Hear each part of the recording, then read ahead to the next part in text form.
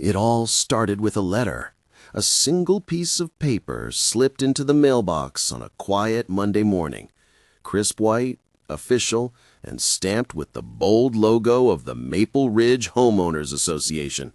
The kind of letter that immediately makes your stomach sink before you even open it. For most people, it would be just another minor annoyance. But for me, that letter marked the beginning of a long, ridiculous war, one that would end with the entire neighborhood watching in disbelief. The letter was a notice of violation. Apparently, my front lawn, the same patch of grass I had spent weekends mowing, watering, and edging, was 0.75 inches taller than the HOA's maximum allowed height. 75 hundredths of an inch. That tiny difference was enough to warrant a $10 fine and a strong recommendation that I review community standards. It was absurd, even for an HOA. I laughed at first, assuming it was some clerical error or an overzealous board member with too much time on their hands, but I didn't realize yet how serious and personal it was about to get. At Maple Ridge Estates, the HOA was less a management organization and more of a dictatorship in khakis. The president, a woman named Linda Campbell, had built her entire personality around enforcing rules that no sane person cared about. She patrolled the neighborhood twice a week with a clipboard and a measuring stick, snapping photos of infractions. She was the kind of person who could spot an unapproved shade of beige from 50 feet away. And she had decided, for reasons unknown to me, that my lawn would be her new battleground. I paid the first fine, just to avoid trouble, but a week later, another notice arrived. This time, the violation was for uneven coloration of turf. According to the letter, my grass wasn't uniformly green, and that inconsistency detracted from the neighborhood aesthetic. It was laughable. We were in the middle of a mild drought, and half the lawns on my street looked like hay. But mine, apparently, was the problem. Over the next few months, the fines kept coming. One for failure to edge the sidewalk within 48 hours of mowing, another for visible sprinkler equipment, and another for minor patchiness near the driveway. It felt like every time I fixed one issue, they invented a new one. The total racked up to several $100s, and my patience ran dry long before the soil did. I appealed to the board, attended meetings, and presented photos showing that my yard was no worse and often better than most, but every appeal was denied upon review. The smug expressions on their faces as they read the rulings said it all. This wasn't about grass, it was about control. Neighbors started whispering. Some avoided me altogether, afraid of becoming Linda's next target. Others offered quiet sympathy, telling me stories of how they'd been fined for things like mismatched flower pots or holiday lights left up too long. One man had even been written up because his mailbox paint appeared slightly faded. It was a pattern. The HOA had gone from enforcing community standards to weaponizing them. One night, as I stood at my window staring at my lawn under the dull glow of the streetlight, a thought crossed my mind. What if I stopped playing by their rules? What if, instead of trying to keep up with their impossible expectations, I did something so far outside the rule book that they wouldn't even know how to react? Something that wasn't against the rules, but completely broke the spirit of their control. That thought stuck with me. It became the seed of a plan, one that would grow into something much bigger than a patch of grass. I started researching alternatives to traditional lawns. Artificial turf was too obvious. Gravel and xeriscaping were popular in drought-prone areas, but the HOA had strict landscaping guidelines. Then one night, I stumbled upon an article about eco-friendly lawn replacements, creative, sustainable designs that used painted stones, low-maintenance ground cover, or even themed garden art installations. And one idea stood out: a rock mosaic garden. It required no mowing, no watering, and could be arranged to form patterns or images. It was technically landscaping, and nowhere in the HOA bylaws did it say I had to use grass. My brain started connecting the dots. The more I read, the more it made sense. I'd remove the lawn entirely and replace it with something permanent, something beautiful, unconventional, and above all, unpunishable. I wasn't just going to comply with their rules, I was going to outsmart them. But I knew I couldn't do it quietly. Every move I made was watched, documented, and discussed. If I started digging up the lawn overnight, they'd issue a stop order before I could finish. So I needed to plan it like a covert operation. Permits, contractors, materials, all had to be above board, but executed quickly before Linda and her clipboard brigade could interfere. I filed a simple landscape maintenance notice, which the HOA guidelines said required no approval if it didn't alter permanent structures. The wording was vague, and intentionally so. The board didn't ask for details, probably assuming I was just resodding or installing new sprinklers. Perfect. Then one weekend, I began the transformation. I rented a small skid steer, tore up every blade of grass, and replaced the top layer of soil with crushed white marble and dark basalt stones. I arranged them carefully, following a design that I had sketched out weeks before. When finished, the pattern revealed a massive swirling geometric mosaic, something between modern art and a desert Zen garden. It was clean, minimalist, and shockingly out of place among the manicured green lawns of Maple Ridge. When I stood back and looked at it that evening, I felt a rush of satisfaction. It wasn't just a yard anymore. It was a statement. The HOA had forced me to care about grass, so I'd built a yard that didn't need it. I went to bed that night knowing the storm would come soon, but for the first time in months, I actually slept peacefully. The next morning, I didn't have to wait long. At 7:15 a.m., I saw Linda's silver SUV stop in front of my house. She got out, clipboard in hand, and froze. Her mouth fell open as she stared at the mosaic, eyes darting from one end of the yard to the other. She scribbled furiously, took several photos, and made a phone call right there on the sidewalk. I sipped my coffee by the window and smiled. The game had officially begun. The HOA had declared war over grass height, but now there was no grass to measure, and that was only the beginning. The reaction was faster than I expected. Within 48 hours of Linda's morning meltdown, a certified letter arrived. Thick, official-looking, and buzzing with the kind of bureaucratic energy only an HOA could produce. The envelope was labeled Notice of Non-Compliance, Unauthorized Landscaping Alteration. The tone was colder than ever. It declared that my new rock installation violated the community aesthetic standard and demanded that I restore grass coverage within 10 business days to avoid further penalties and potential legal action. 10 days. After months of harassment about my grass, they were now ordering me to grow it back. I read the letter twice, then a third time. The language was vague, full of legalistic phrases but lacking any direct reference to the bylaws I had supposedly broken. I went through my copy of the HOA regulations and found nothing about lawns requiring grass. The rules mentioned landscaped front yards maintained to community standards, but they never defined what that meant. It was a gray area, and I had stepped perfectly inside it. The more I read, the clearer it became. They didn't have a rule for this. They were improvising, and it showed. That realization made me smile. But the HOA wasn't about to give up easily. Over the next week, the board doubled down. I started noticing subtle signs of escalation. A man in a maintenance uniform loitered near my property line one afternoon, taking measurements. Someone taped a printed notice on my door claiming I was in violation of environmental compatibility clauses. Another letter appeared in my mailbox announcing an emergency board meeting to address escalating compliance concerns.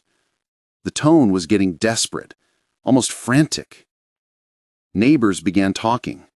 Some thought I was insane for ripping up my lawn. Others secretly loved it. People stopped their cars to take pictures. A few even walked over to ask questions, pretending they were just curious, but obviously enjoying the rebellion. Kids liked to play with the stones, tracing shapes with their fingers. My yard became a local attraction, an unexpected suburban act of art. That attention only made Linda angrier.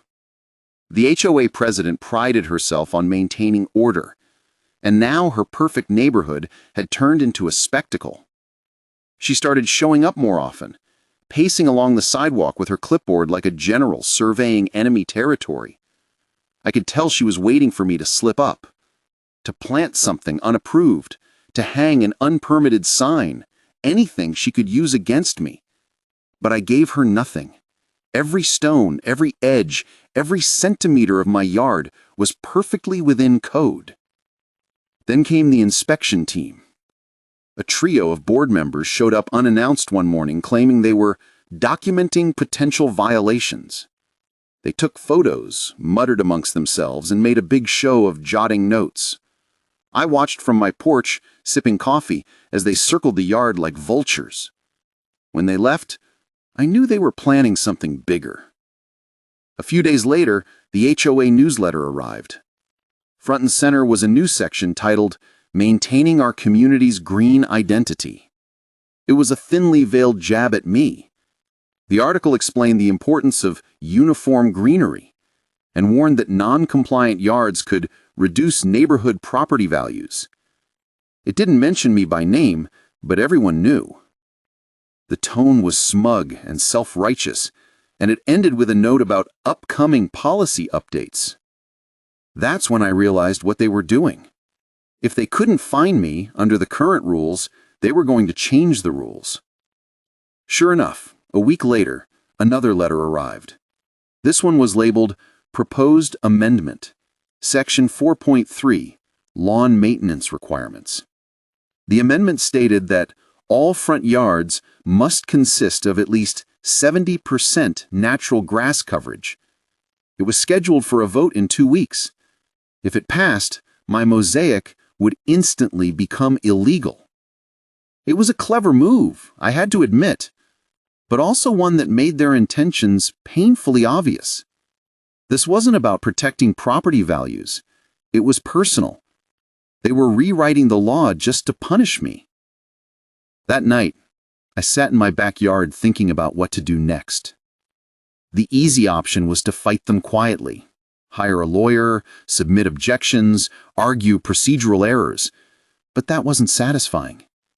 The HOA had embarrassed me publicly, drained my time and money, and treated me like a criminal over a few blades of grass. I wanted them to feel the same humiliation they had put me through. So I came up with a new plan.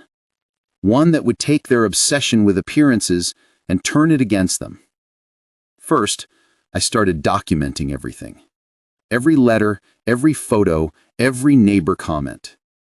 I built a timeline of harassment that showed how far they had gone to control something as trivial as my lawn. Then I joined a few online homeowner forums and subreddits dedicated to HOA horror stories. I posted my situation there, asking for advice. Within hours, people flooded the thread with support, sharing stories, screenshots, and even examples of similar bylaws. The response was overwhelming. Someone suggested I reach out to local news stations. Another person sent me a link to a journalist who had covered abusive HOA practices before. But I wasn't ready to go public. Not yet. I needed something stronger first. Proof that they weren't acting for the community's good, but for their own ego. So I started attending HOA meetings again, quietly recording everything. I sat in the back corner while Linda lectured about community values and standards of beauty. The irony was rich. Every sentence dripped with the kind of hypocrisy that only small-scale power could produce.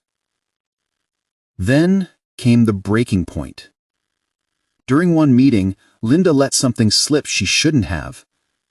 She said, "If we don't stop this kind of thing now, we'll have people turning their yards into art projects, or God forbid, gravel pits." She laughed, and the others laughed too. It was a small moment, but it revealed everything. The contempt, the control, the absurdity. They didn't care about the rules. They just didn't want anyone to stand out. That night, I knew exactly how to respond. If they wanted conformity, I would give them chaos, organized, lawful, and perfectly documented chaos. My plan was simple. Take the HOA's logic to its extreme. I'd transform my property into something so undeniably artistic, so publicly visible, and yet so technically compliant that they'd have no choice but to expose their pettiness in front of everyone. The clock was ticking. The bylaw vote was approaching, and Linda was rallying the neighborhood to support it. I needed to act fast. So I made a few calls, gathered some supplies, and began preparing for phase 2 of my lawn transformation. If the HOA wanted to play hardball, I was ready to hit back harder. And this time, the whole neighborhood would be watching. The morning the new bylaw vote was announced, Maple Ridge Estates felt different. There was a quiet tension hanging over the neighborhood, like the air before a summer storm. Cars drove slower past my house. Neighbors avoided eye contact. Even the usual sound of sprinklers seemed muted, as if everyone was waiting for something to happen. And in a way, they were. Because by that point, everyone knew about my yard. My rock mosaic had become the most talked about thing in Maple Ridge. It started as gossip among the residents, whispers exchanged over fences and driveways, but soon photos started appearing on local Facebook groups. Someone posted a picture of it with the caption, "HOA hates this yard, but I think it's art." It got dozens of likes, then hundreds. Comments poured in, half cheering me on, half calling me crazy. From there, it spread. Within a week, people from other neighborhoods were driving by just to see it. And that was before it hit the news. One evening, a local reporter reached out after seeing my post online. They wanted to do a human interest piece about HOA overreach and creative homeowners. At first, I hesitated. I wasn't looking for fame, I just wanted peace. But then I thought about all those fines, all those smug smiles at the meetings, and decided, why not? The next afternoon, a small news van parked across the street. The reporter, a woman named Mia, filmed a short segment right in front of my yard. She talked about rising HOA power, over-regulation, and how one homeowner decided to push back. I stood in the background as she described my mosaic as a symbol of defiance against suburban conformity. It sounded dramatic, but it wasn't far from the truth. When the segment aired 2 nights later, things exploded. The story went viral almost instantly. The video racked up hundreds of thousands of views on social media. People commented from all over the country, sharing their own HOA horror stories. "This guy's my hero," one person wrote. Another said, "This is the kind of petty rebellion I live for." Even national outlets began referencing it, calling it the Great Grass Rebellion. Suddenly, my phone was buzzing non-stop. Journalists wanted interviews. Neighbors I barely knew came to shake my hand. A landscaping company offered to sponsor me for creative lawn expression. For a few surreal days, I was the accidental face of anti-HOA resistance. But the fame came at a price. The HOA board was furious. Their emails grew colder, their meetings more hostile. Linda, in particular, looked like she hadn't slept in days. Rumors said she'd been receiving angry calls from residents who thought the board was making the neighborhood a national laughingstock. The HOA's reputation, once built on order and prestige, was now a meme. They scrambled to regain control. The first step was damage control, a carefully worded statement posted to the community website claiming the HOA supports creativity within reason, but must ensure consistency for the good of all residents. It was corporate nonsense, and everyone saw through it. The comments section filled with sarcastic remarks and screenshots of my mosaic. Then they tried intimidation. A letter arrived claiming I had illegally altered soil composition without proper drainage review. Another accused me of attracting media without HOA consent. Both were absurd. I replied with copies of the bylaws, highlighting sections proving I was in compliance. I even attached a copy of the landscaping notice I had filed months earlier, the one they had ignored. The silence that followed was delicious. But while the HOA tried to fight in the shadows, the neighborhood itself began to change. People who had once feared Linda's clipboard started to question the system. A few homeowners even started small acts of rebellion. One installed solar lights without approval. Another painted their mailbox a non-standard color. It was subtle, but the cracks were forming. Then came the day everything reached its tipping point. The HOA held a special meeting to vote on the new grass requirement. It was supposed to be routine, but the turnout was massive. Residents packed the clubhouse, spilling into the hallway.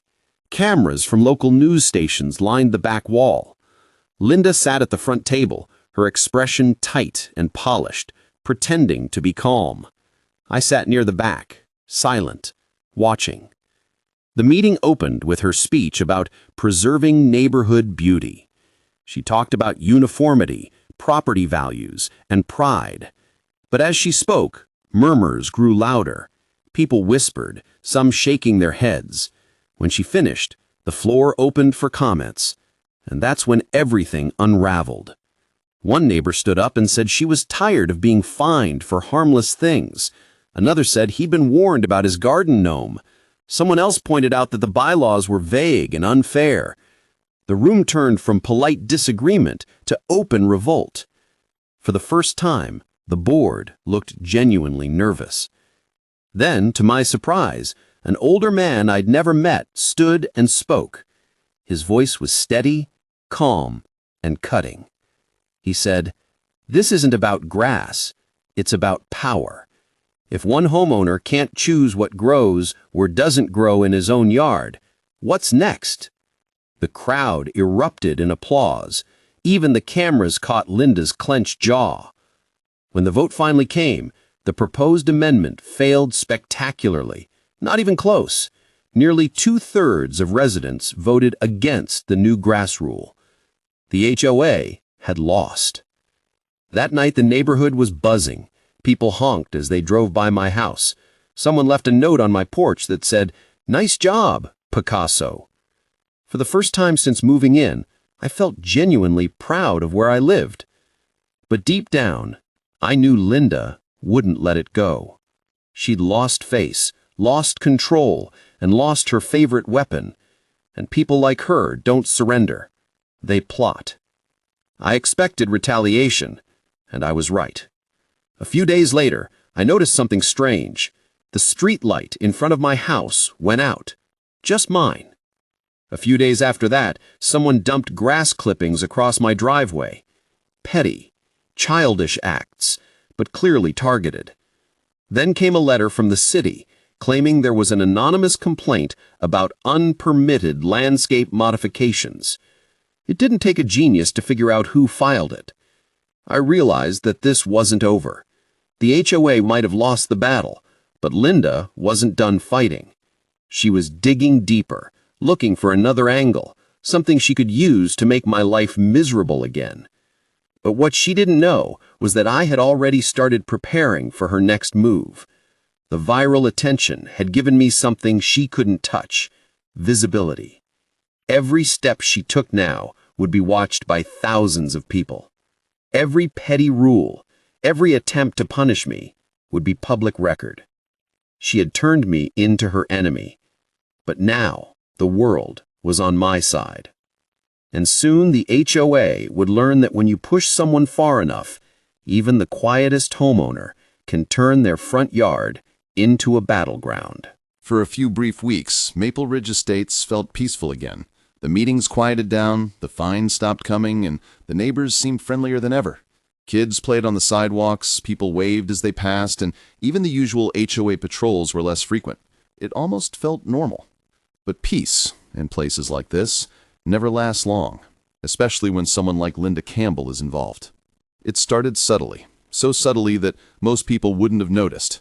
A single anonymous complaint here, a mysterious notice there, the city inspector who showed up by coincidence to check drainage, the landscaper who called saying he'd been told to verify my yard's eco-friendly compliance.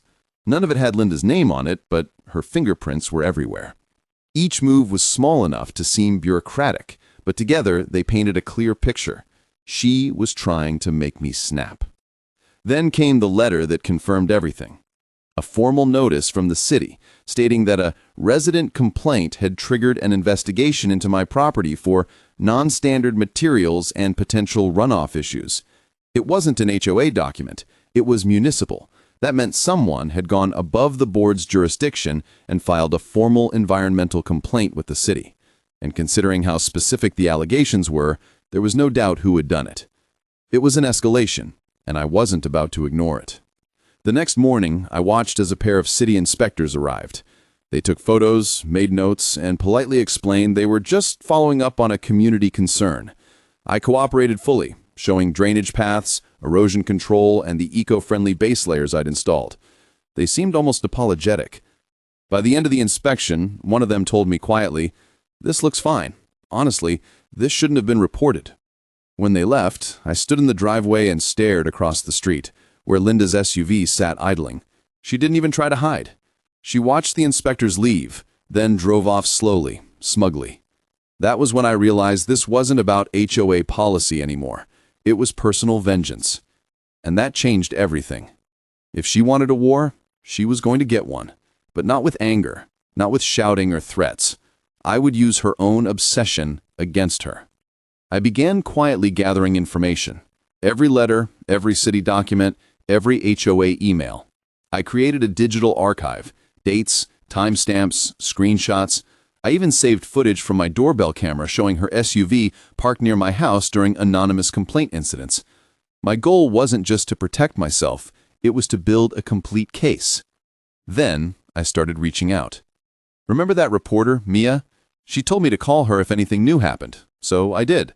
I sent her copies of the new complaints, photos, and a few choice excerpts from HOA emails. Her response was immediate. "This is bigger than a viral story. We need to talk." Over the next few days, we spoke several times. I explained everything, from the first grass fine to the city harassment. She was fascinated not just by the absurdity, but how systemic it all was. She said it reflected something larger, how small-scale power can corrupt ordinary people. It wasn't just a neighborhood drama anymore. It was a story about control. While the story developed behind the scenes, I prepared my own counterstrike. I filed a formal grievance against the HOA with the state's Community Association Board, attaching all the evidence I'd gathered.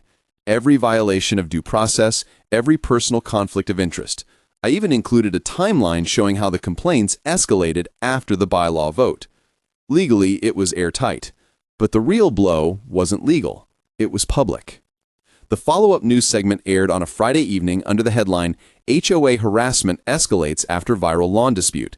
It included excerpts from my recordings, quotes from neighbors, and even clips of the inspectors confirming there were no violations.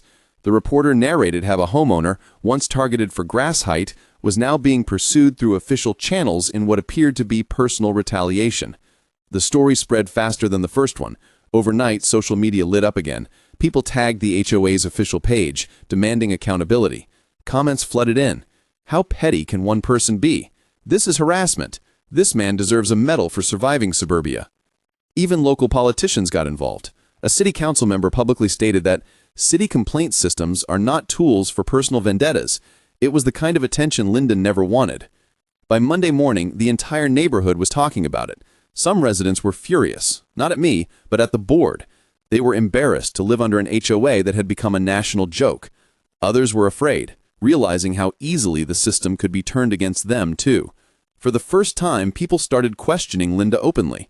At the next HOA meeting, chaos erupted. I didn't attend, but I heard everything from my neighbors afterwards.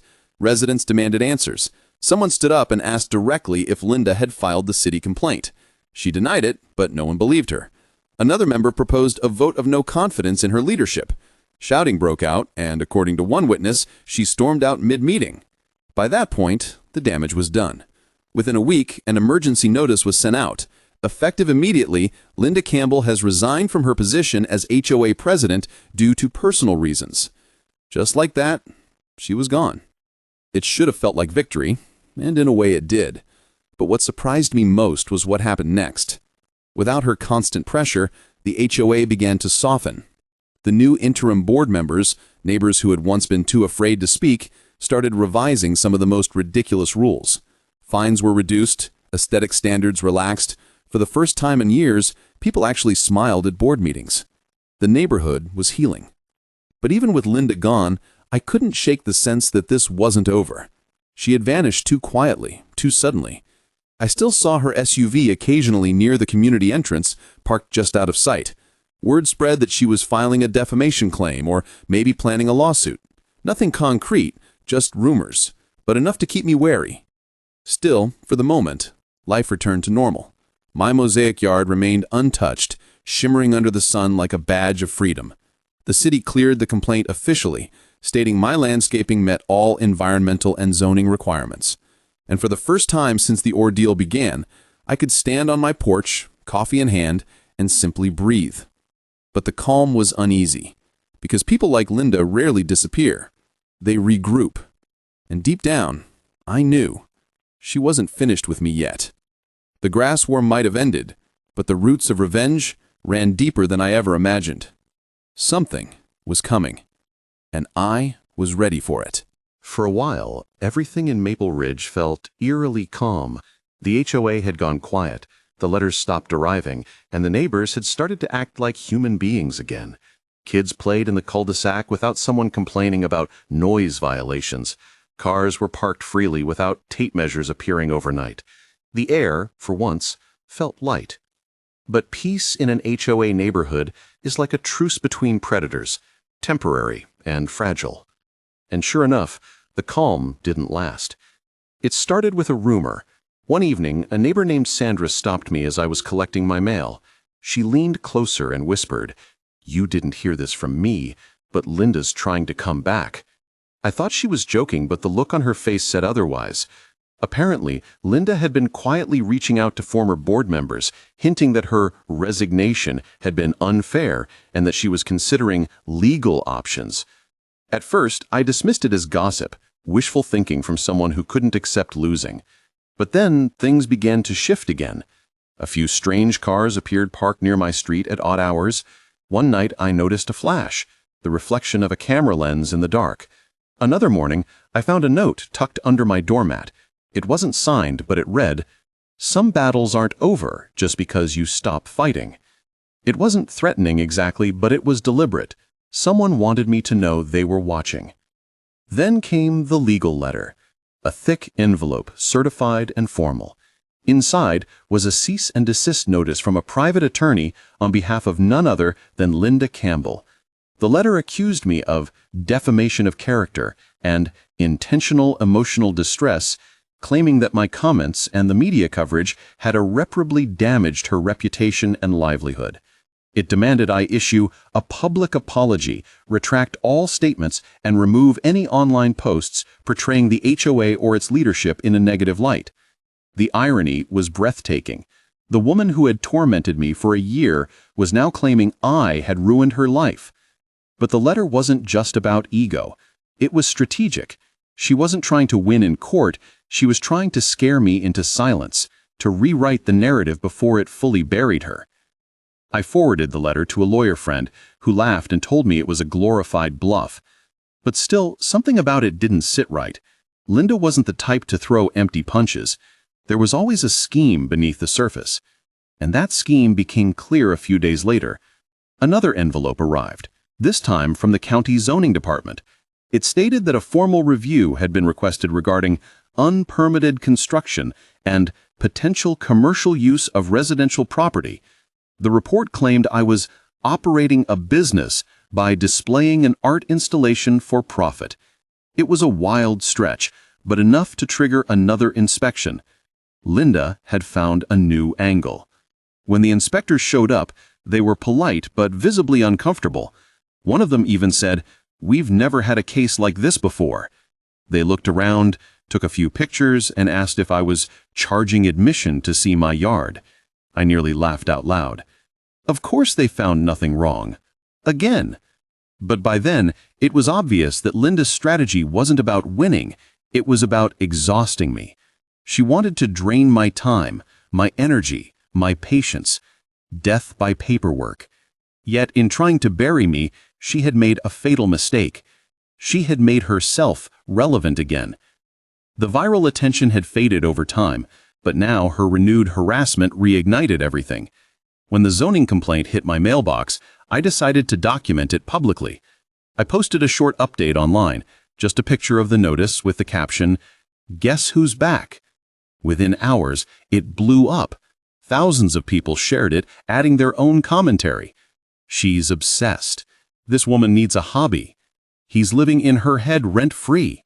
The online crowd turned the story into entertainment again. Memes popped up. Someone even made a parody Twitter account called Linda from the HOA, posting ridiculous fake rules like no breathing outdoors after 10 p.m. And as the internet laughed, Linda's reputation, whatever scraps of it remained, crumbled completely. But I wasn't done yet. My lawyer helped me draft a counter notice against her defamation claim, pointing out that every statement I had made was factual and supported by documentation. We included her own letters, her public comments, and even meeting transcripts.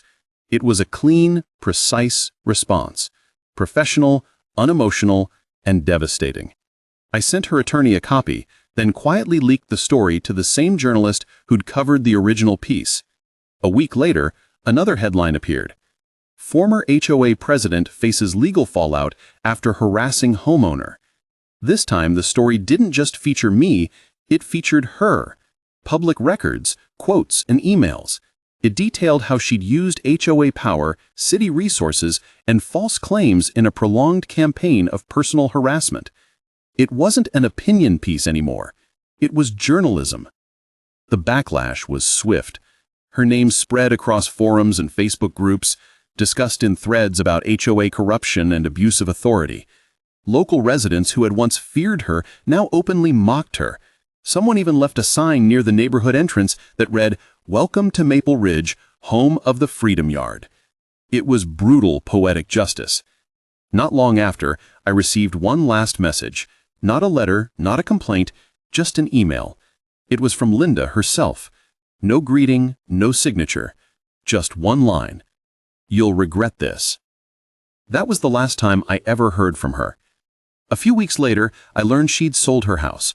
Apparently, she'd moved out of state, citing a hostile living environment. The irony was staggering. She had built her entire life around controlling this community, and in the end, the community itself had pushed her out. As for Maple Ridge, something shifted after her departure. The board formally revised the bylaws, adding new language about homeowner autonomy and creative landscaping. Fines dropped dramatically. Meetings became friendly, even productive.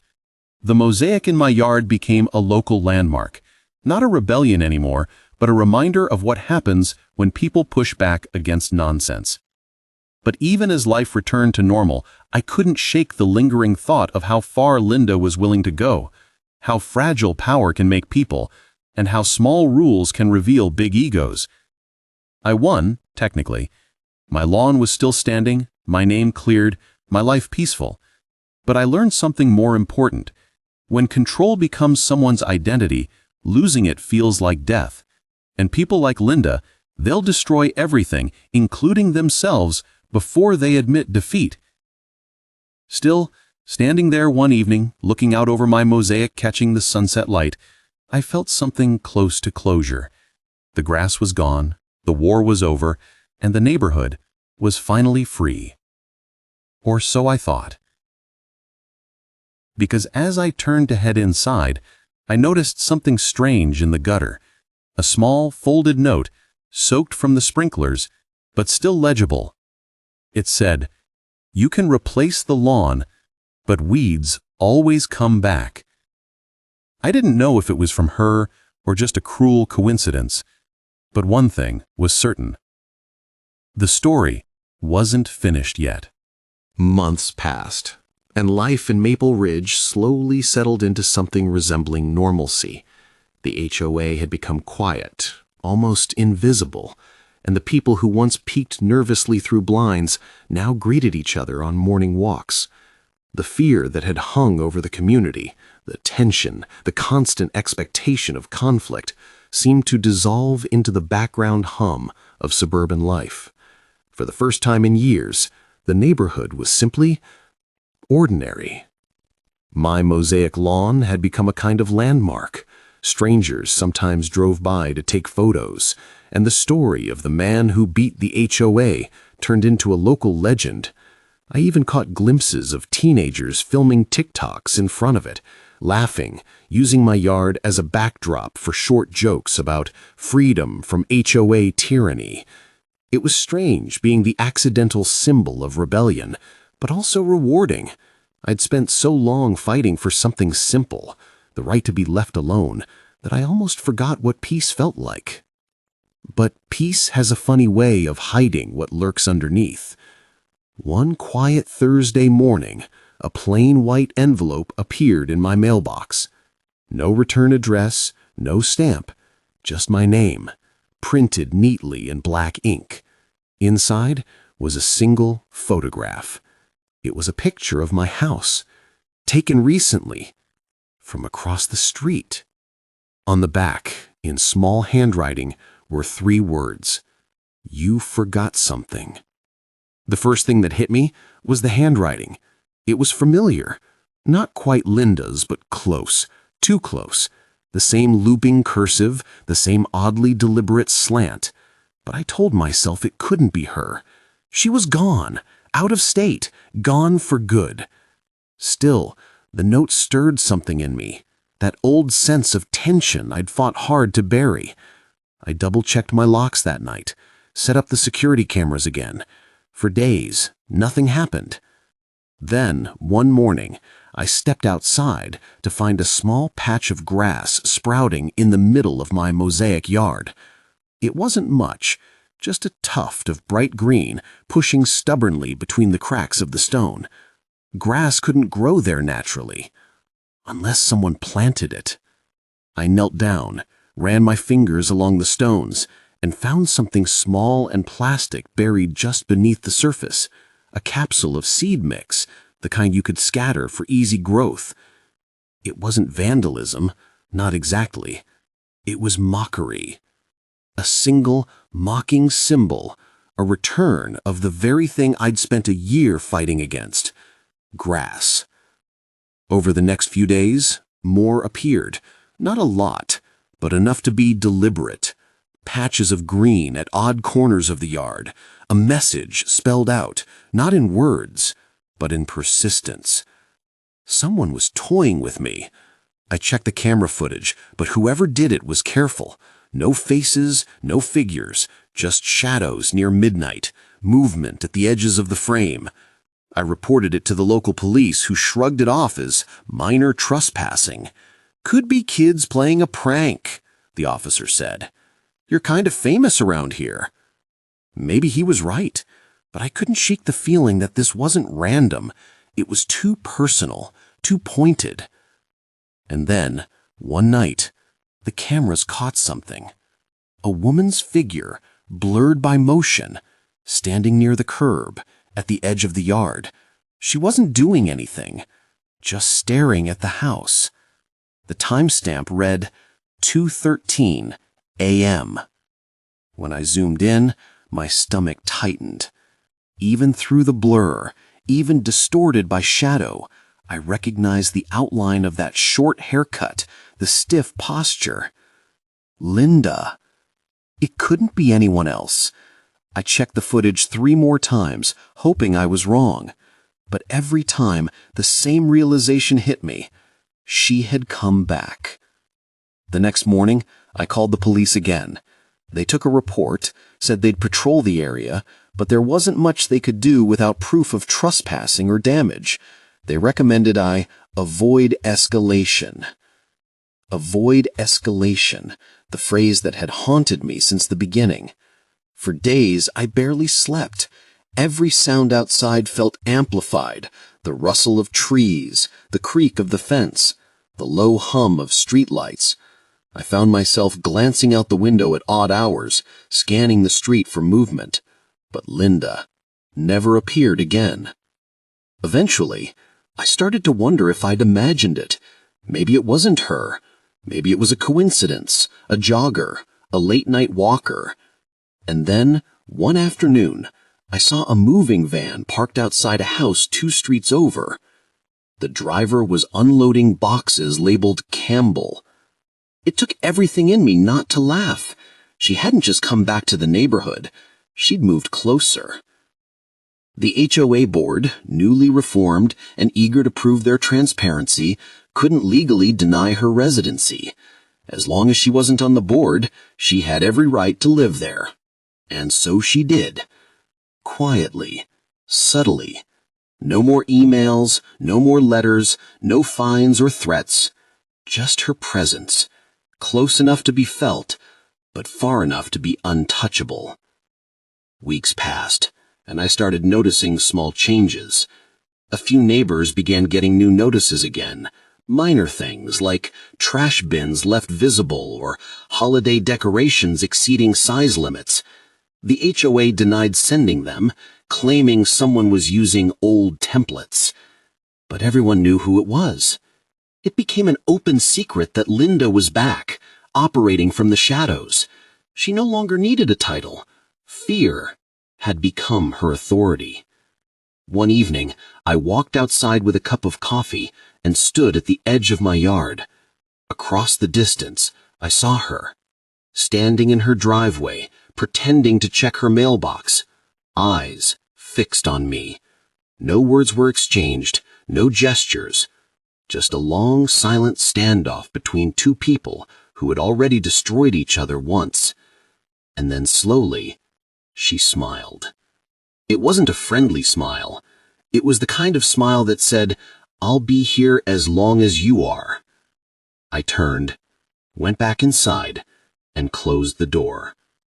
Later that night, I sat at my desk, staring at the glow of my computer screen.